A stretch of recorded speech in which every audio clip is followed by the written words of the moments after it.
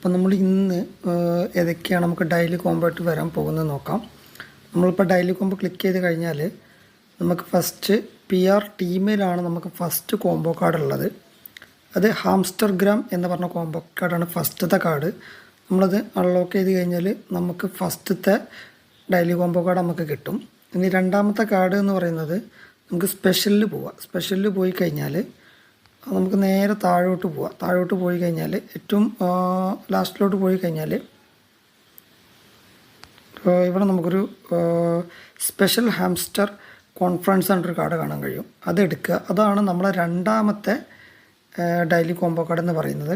ഇനി മൂന്നാമത്തെ കാർഡ് എന്ന് പറയുന്നത് തേർഡ് കാർഡ് നമ്മൾ Web3 പോകേണ്ടത്. Web3 ഇപ്പോൾ ഒരു ന്യൂ കാർഡ് ഓപ്പണായി വന്നിട്ടുണ്ടെന്ന്, ലോഞ്ച് പാഡ് എന്ന് പറയും. അതാണ് നമ്മളെ മൂന്നാമത്തെ കാർഡ്. അത് അൺലോക്ക് ചെയ്യണമെന്നുണ്ടെങ്കിൽ നമുക്ക് VC ലാബ്സ് ലെവൽ 50 പോകണം.